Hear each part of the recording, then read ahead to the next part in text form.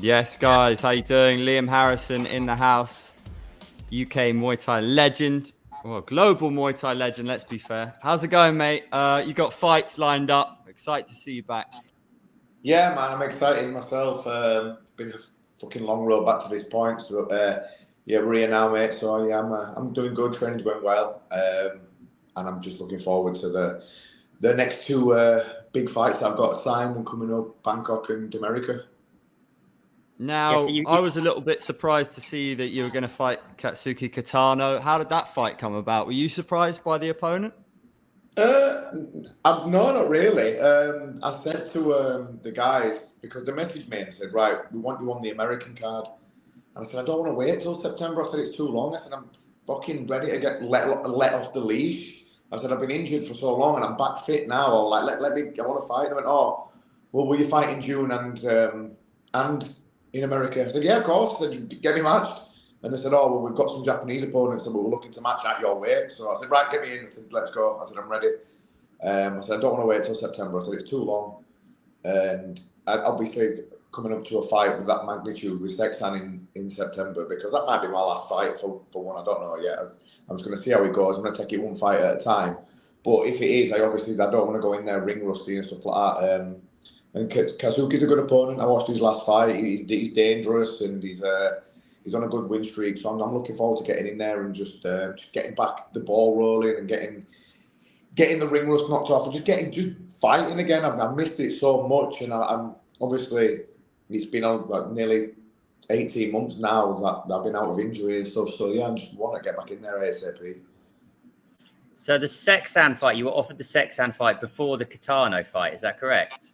So they didn't tell me it was Sexan. They just messaged me and went, right, we want you on the American card. And I said, yes, I'm down, but I need to fight before it. I said, I can't wait all the way till September.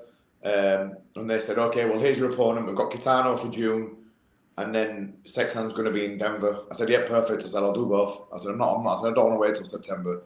I said, I'll do both fights. So you must be very confident in your knee if you booked 2 fights in 4 months. Yeah, it's back to normal again now. It's fine. I've done all the rehab. I've done all the surgery and stuff. It's been rebuilt, and yeah, it's fine again. But the knee, that was the issue with the John Lineker fight, because you were scheduled to fight John Lineker, weren't you, in January? Your knee just wasn't quite ready then? Nah, I pushed it a little bit too hard, a little bit too soon, and it kept ballooning up and kept getting full of fluid. And I probably could have fought, to be fair, but then I thought to myself, what is the point giving an MMA fighter, who I would wipe the floor with totally, a chance of beating me just because I know I'm not going in there at 100%? So I went away, I just got a little bit of a clean-up job on it. I got some stem cell treatment on it. Absolutely perfect again now. So yeah, it's all good. It's fine. Back to full training, full speed ahead, like literally doing everything that I was doing before the injury. I'm starting to feel good again, starting to feel like the old hitman again.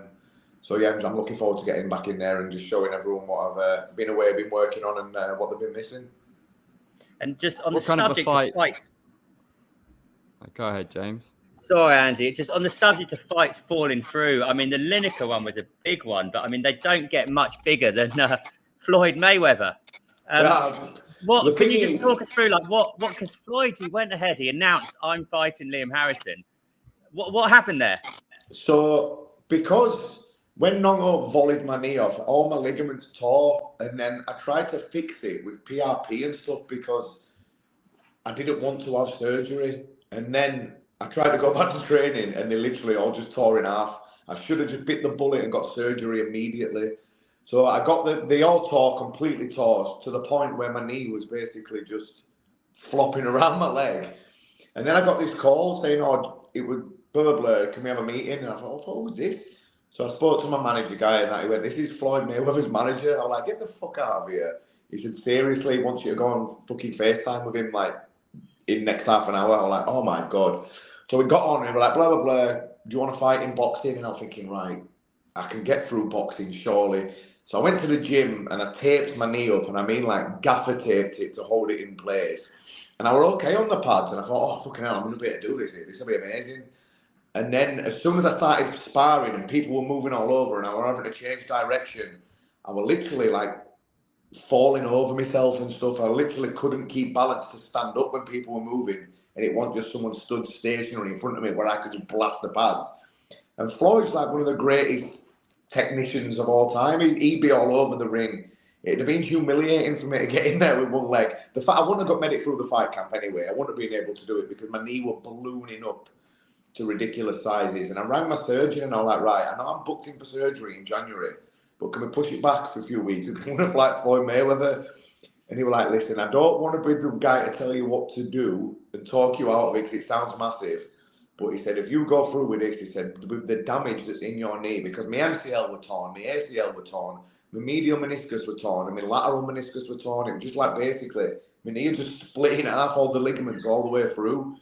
He went, if you do some lasting damage here, trying to put yourself through all this and that, he said, I might not be able to fix it. He said, you might need to walk, you might be walking with a limp, you might need a knee replacement by 40. He went, let me just fix it and it might come back around. And I'm like, no, I'm doing it. And then I went to the gym and then my knee were like ballooning up or in agony. I couldn't walk for 2-3 days. And I was struggling to walk as it is anyway, because I was going through a pre-surgery rehab program to try and build my quad up as big as I could. Because I knew obviously when you have your ACL and your MCL done, you're 9 months to 12 months, you're fucked. So I had to try and build it up as much as I could. And I was struggling just walking around anyway. So I have no idea how I actually thought I was going to get through that fight camp. But if someone comes to you and says, do you want to fight Floyd Mayweather? I'm not going to say no. It was just devastating. So then what happened is, I told him that night, I said, listen, my ACL and my MCL and all this has happened to me. I said, I can't walk. I said, you're going to have to find someone else. They didn't reply. They read all the messages and then just announced the fight the next day. And I woke up that morning. It got announced in America that night. I woke up that morning and I had something like 125 messages on my phone. And the first thing I thought was, fuck me, who's died? I did shit myself. I thought, fucking hell, someone's died. Someone's bad's happened here. I had loads of missed calls. And then I looked and I thought, oh my God, Floyd's announced it. And my phone had just gone mental. And then the guys at One started kicking off with me because I messaged them to ask for permission if I could do it. And they'd not given me a yes or no answer yet. But I'd messaged them and asked. But then I rang One back the next day and I rang the guys at One, the competition team, and I said, listen, don't worry about signing me off for this fight. I'm not going to be able to do it. I said, don't worry about it. I'm just going to have my surgery and I'll be back fighting with you guys. And then I woke up and then the guys from One were ringing me going, Liam, what the fuck is this? I'm going, it's not me. I said, I swear. It's not me. I said, I haven't done it. I promise you. So yeah, I got in trouble off them. I got in fucking, on my phone went absolutely mental. I went on the news page, just on the news. I was on The Sun, The Star, The Daily Mail. I was like, oh my God, I was like, what's going on here? And then, so the guys at One ran me back and went, right, get on there and make a statement now that you're not fighting. I thought, well, I'll just give it another hour or two because I'm getting loads of traction here. But then, yeah, I had to go on and just say, look, I'm fucked. This fight ain't happening. So. Is a high profile paydays, big boxing clashes? Is that on the cards for you after you're done with we'll see. You know what I mean? We'll see how we go. I might stick around after the Sexton fight. It's all going to depend how I feel. You know, I'm feeling good in training at the minute. If these next 2 fights I feel like I've turned the clock back a bit and the 2 solid performances, I'll stick around and I'll fight a little bit longer. But yeah, I'm just going to take it one step at a time. And because I am coming to the end now as well, I just want to enjoy myself. There's no pressure on me anymore. It's like throughout my whole career, I always had pressure on myself. Like before, like the other guys like Haggerty and Nico and all them guys came around. There weren't many fucking elite level fighters in England who were in the elite all the time. And I felt like I held the country on my shoulders for years. So every time I fought, there was massive amounts of pressure. And I fucking hated it, to be fair. But now like the level in England's so good and there's so many amazing fighters like Haggerty, like Nico, like all the guys who are coming up.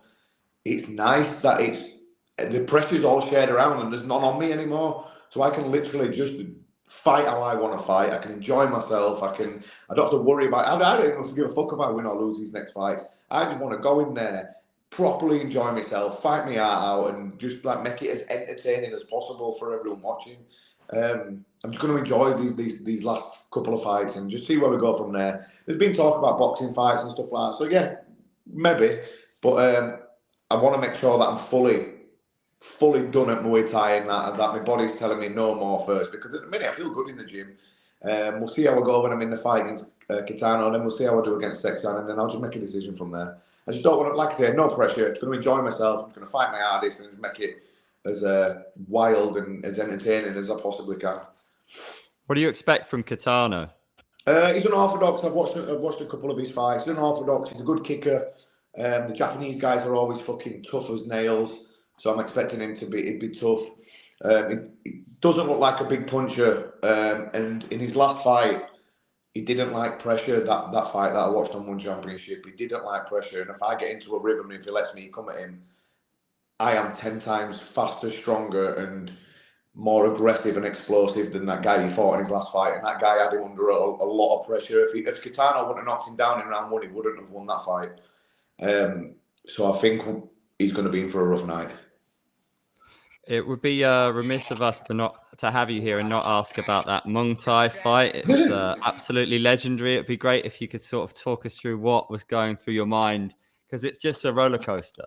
No, I don't know. Going from, I didn't even have time to think, because when it happened, I remember seeing his left kick coming, and I went to catch it like that. But because I'm still learning on the job what works and what doesn't work in 4-ounce gloves, and because I went to catch it like that, the front of his shin hit me on the chin, and it was like a flash knockdown. I thought, and I remember thinking to myself, that was fucking stupid. So by the time I got up, and I thought, right, he's probably going to come at you now, and he just went bam and just whacked me, and I thought, oh god, here we go. But like, if you watch both times when I got up, like I would never wobble to the point where my legs were all over or anything like that. There were just 2 flash knockdowns, and it was just fucking stupid on my part. 2 stupid mistakes on my part. But like when you watch when I get up here, like I re-gather myself. My legs are still like absolutely fine. It's not like I'm wobbled or anything. And it's the same with the second knockdown. To be fair, he didn't have to launch himself into that second one. But again, that was sloppy defense from me, because then again, when you watch when I get up, like my legs are steady. I'm absolutely fine. I've got good recovery. I train very hard, and I have to do a lot of sparring and stuff. So. And then here, I just thought, you know what, just fuck it. There's no point even fucking trying to do anything technical anymore. I thought he's gonna try and finish you, and he's gonna leave you a gap, and when he does, just exploit it, and that's what happened. What was going through your head when you landed that right hand there and you hit him? Were you just like, yes? What were you thinking? So I've said this before in interviews. Fighting is a very intimate thing. You can see everything that's going on in their eyes, their legs, everything. So like I said, when I got up, you saw that I was steady on my feet. I wasn't wobbly or anything like that. I'd come back round straight away. They were just flash knockdowns. Muay Thai's legs were all over the place, and I was looking at his eyes, and his eyes were rolling around his head. So I knew we were finished, which is why I just rushed at him, swinging all over the place like I were outside a kebab shop on a Saturday night. So after that second knockdown, you knew you had him at that point, yeah?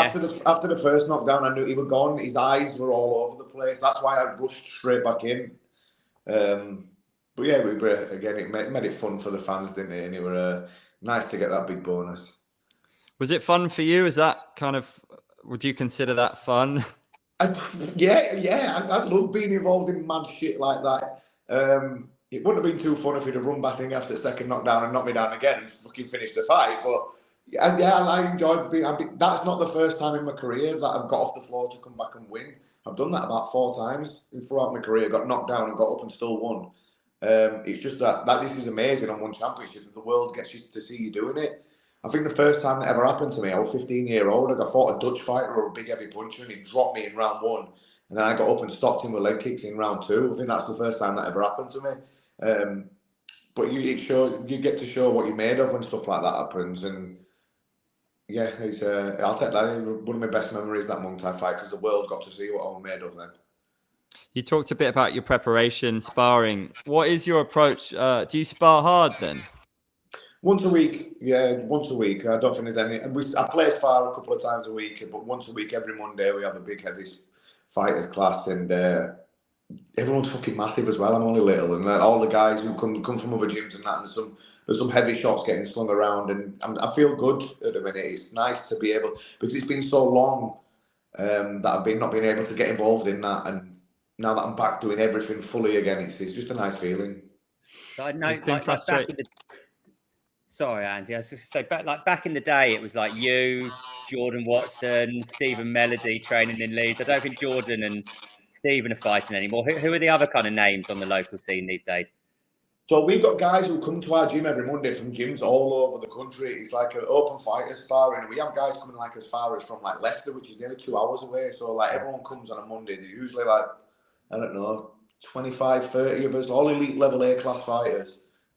We just get the gloves on. We do 10 rounds sparring, 10 rounds clinch, and we just swap every round. And we get some good level guys in. There's, like I said before, the standard in the UK now. Like back then, it was like there were me, Jordan, and a couple of others who were like elite level. Dan McGowan were there, and then a couple of others who were like. And then the gap below that were quite big. No one else was coming to the elite. But now there's so many fighters who are getting in there, and so many like the level of the up and comers, and like we've got loads of young kids in our gym that they're so good and so technically good now. The level in the UK is just boomed recently, especially over the last 5 years. We're up there with some of the best fighters, the best countries in the world, I believe now. It were always like Thailand, then France, and then a couple of others. But I think where it's Thailand and then possibly us now. Yeah, I mean, it always felt to me. I don't know how it felt to you because obviously you were like really like closely involved. But it always felt to me going back like 10 years ago before the One Championship days. You know, it was almost enough for like a non-Thai fighter to just get in there with a top Thai and just say, you know, I fought him. It was like there was no question of them beating them. You know, and a lot of the time the Thais were giving away a lot of weight as well. Yeah. That seems to be like a big change. Whereas like guys like now yourself, obviously Nico, Jonathan Haggerty, they're not like going into fights being like, you know, yes, I've made it. I'm fighting this guy. You're actually going into fights like looking to win them. Yeah, of course. Yeah. Like I said, the standard, especially with One Championship. Like, listen, One Championship is not traditional Muay Thai. If you fight a Thai 5-3s in the stadiums or 5-3s in 8-ounce gloves, they're very, very hard to beat. I watched Michael Savas absolutely put on a masterclass the other day, and that was one of the most impressive things I've seen in a long time because it shows that we can still, the elite, that the foreign boxers can still match it with stadium rules against Thais like that 5-3s. Under the 3-3s One Championship rule set, that's not traditional Muay Thai. This is explosive, and it gives all the Western fighters much better chance. I mean, look at One Friday fights. There's a lot of guys on there who are just coming in and just blitz the Thais and knock them out. But if you swap things round, and if you put that in a 5-3s, 8-ounce gloves in a different stadium or under that set rule set, they won't win a round. Do you know what I mean? So this style of Muay Thai is much more exciting for the fans, and it's much more Western friendly as well for the people. If you've got heavy hands in this, you're going to be a problem. It doesn't matter who you are. So you fought Sancho. I've got to ask. Sorry, Andy, last one. I've got to ask, you fought Sancho, I think it was 4 times. I think he beat you 4 times in the traditional rules Muay Thai. 3-rounder with Sancho, small gloves. You fancy your chances? Well, 3 times he beat me. Yeah, we fought 3 times. In the second fight, I hit him with some absolutely disgusting punches and elbows. But the thing is, he's got that much of a good IQ that he'd change it up himself and like he'd fight different himself. And I don't think I could beat Sancho under any rule set. You know what I mean? Don't get me wrong. If I was swinging around with some of them punches I hit him with in the second fight, it'd cause damage. But I'm not that arrogant enough to like think I can beat the greatest fighter from this era. You know what? I might have done a lot more damage to him, but like I say, he probably would have changed the way he fought himself. Then in that second fight, he sort of went toe to toe with me a bit. And I ended up cutting him. I busted his face up. I hit him with some horrible punches and elbows. If you put him in put me against him in 4-ounce gloves, he'll be fighting a lot smarter. He'd be a bit more careful what he would do, and he'd probably pick his shots a little bit better. And don't get me wrong, he can fucking hit hard, that little guy. I'm telling you, mate, he's got a right bit of snap in his shots.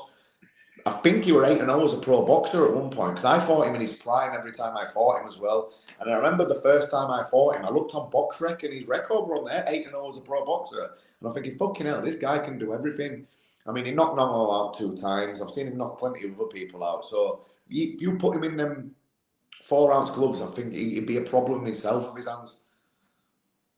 I had an interview with Masaki Nori before this, and he fought you in 2013. He was saying you guys DM a little bit. After that fight.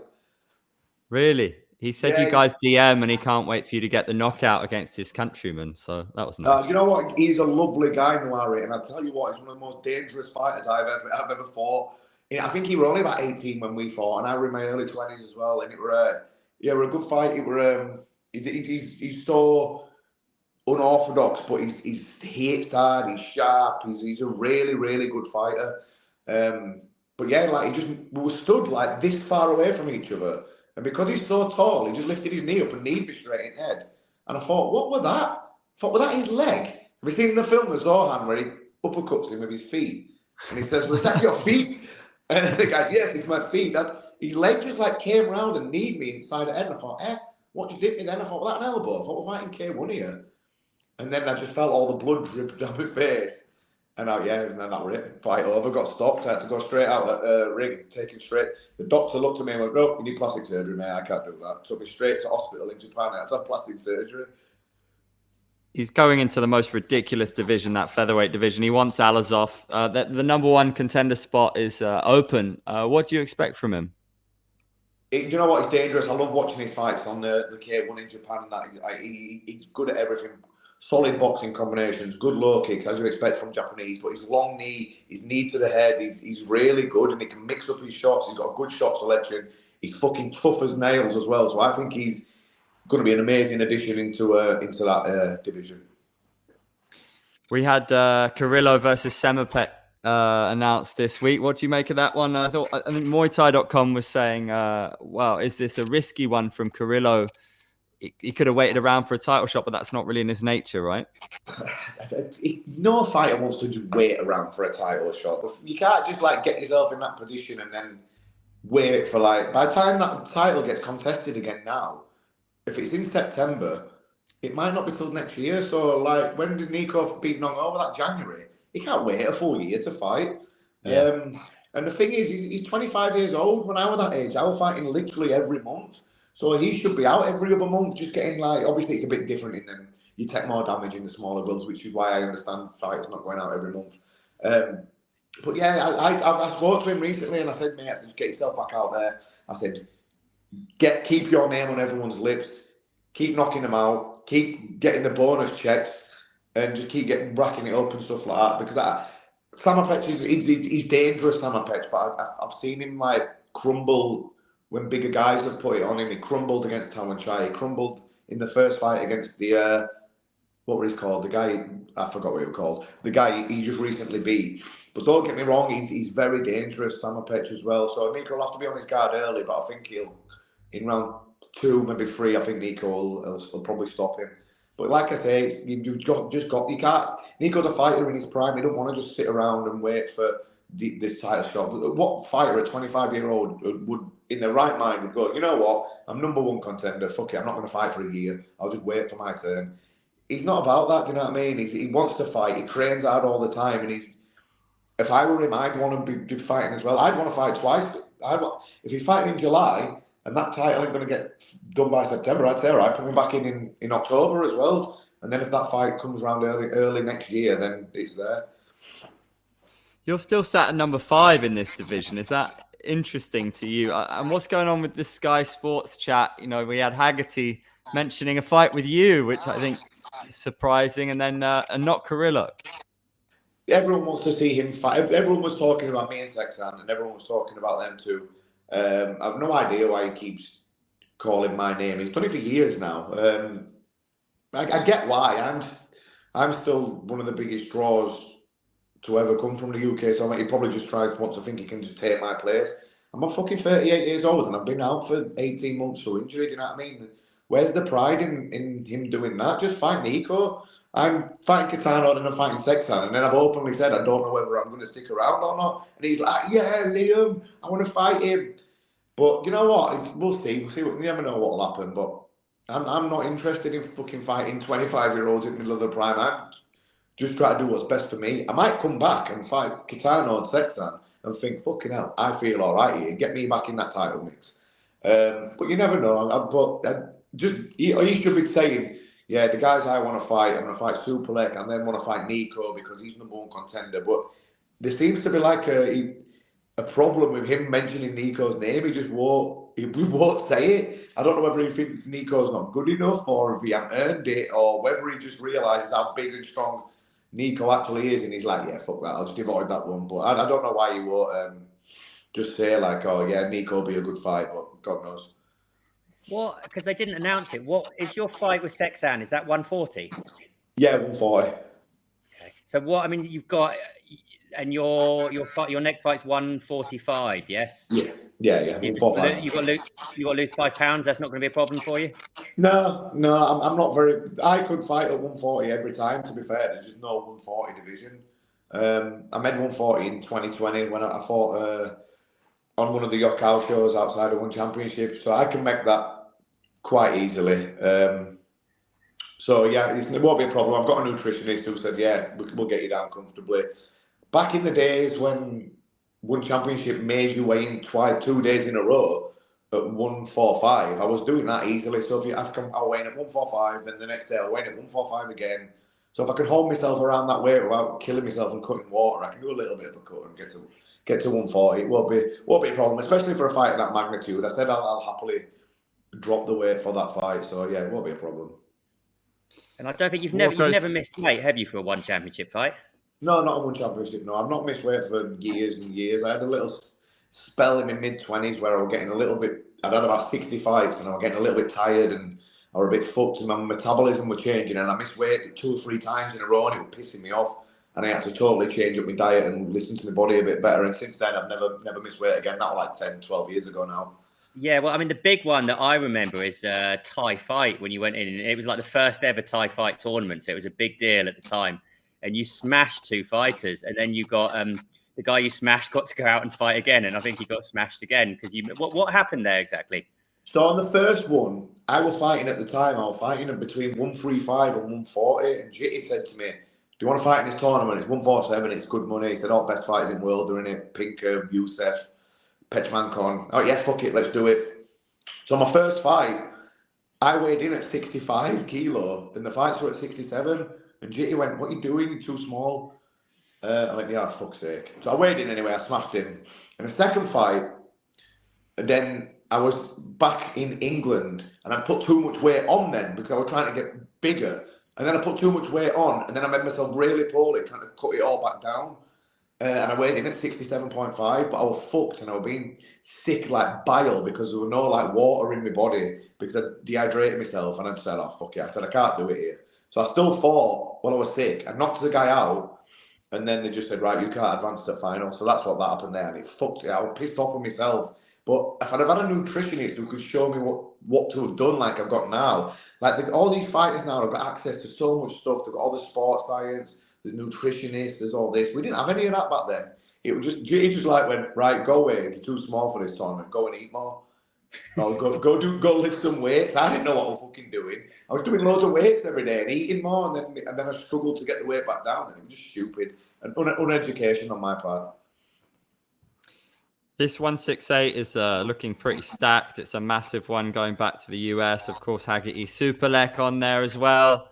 How's that one going to go? Superlek just looks unbelievable at the moment, but Haggerty does as well. Yeah, I think the only advantage Haggerty has got is size. But Superlek's one of my training partners from before, and listen, he's strong as fuck when he doesn't have to cut the weight down, and he's at his natural walk around weight. He took a lot of horrendous punches and elbows off Rodtan. So I don't see anyone beating Superlek. You can't ever write Haggerty off like because he's pulled off some big wins and stuff. But I don't like Haggerty. Lobo. If Lobo had 10 more seconds in that first round, he'd have stopped Haggerty. Lobo is a good level fighter. Like he's solid. Superlek is elite. He's up here. No one can touch him. So if you look at it like that. I don't like to say I don't want to write Haggerty off like because he pulled off some big wins before, but for me, Superlek, I don't think anyone beats him. And Seksan off key in his last fight. I think you maybe suggested it's because of fasting from Ramadan. You could be on to something, but apart from that, he looked brilliant. He looked savage. But to be fair, that Japanese guy, we were all over the ring. He was flying in with unorthodox stuff. Yeah, he looked good. He would be a nightmare for anyone to fight. I wouldn't want to fight him. I couldn't be arsed with him running all around ring and just flying at you with random punches and elbows and that. Like he would have been a nightmare. Like Styles make fights, and stylistically that just wasn't right for Seksan. Whether he was fasting or not, I don't know. Obviously, he was in the middle of Ramadan. He is a devout Muslim, so he might have been, he might not have been. But either way, that guy's style was just totally wrong for him. And obviously, Styles make fights, which is why me and him will just like go, just meet in middle, and it'll be a very fan-friendly fight, and it'll be fun for me, fun for him, and fun for everyone watching. Where are the weaknesses in Sexan's game, and where do you see yourself stopping him and unleashing the rabies style? His weaknesses are in his strength. He just comes forward all gung-ho, but he leaves himself open, and he takes a lot of big shots. Tyson Harrison had him wobbled. River Daz had him wobbled. I punched 2-3 times harder than both of them guys, and 2-3 times more accurate as well. So if he starts like just leaving himself wide open to me, but he's tough as nails, isn't he? So I'm sure he like gets off on it when you start punching him in face. He loves it, doesn't he? So like, even then, even if you wobble him, he always comes back strong, which is why I'm just excited to fight him. Obviously he's a legend. He's one of my heroes, and I just think it'll just be an absolute spectacle for the fans worldwide. And if who's that? Honestly, how is the knee? We've gone through this. My knee's absolutely fine. Watch my training videos. I update my Instagram every day on my story. Watch my videos. I spar hard. I'm doing training hard. Everything's like, if my knee wasn't fine, I wouldn't come back and fight. It'd be absolutely stupid on my part, wouldn't it? Well, you definitely wouldn't be fighting twice in 4 months, would you? If you're worried about your knee and you had the sex, yeah, exactly. You wouldn't be asking to fight like 3 months earlier. For these fights. Yeah, of course. Yeah, everything's sorted now. It's absolutely fine. Like I say, if I didn't think it was, I wouldn't fight. I wouldn't even fight just Sexan on his own, even though I really want that fight so bad. I won't put myself through it. But yeah, I'm training hard. Everything's working nice. So yeah, no complaints from me. What did you make of that Joe Rogan comment saying that you fight like you've got rabies? I think it makes for entertainment, and I always wonder how on earth you have the gas tank to hit as hard as you hit and so consistently. Like, how have you built that? Just doing the same style year after year after year after year. When I was a bit younger, I used to fight a little bit more technical, and then because obviously you're fighting, when I'm fighting the Thais all the time, they are also tough, and I hurt them, they would just go on the back foot and they'd start trying to outpoint me and outscore me.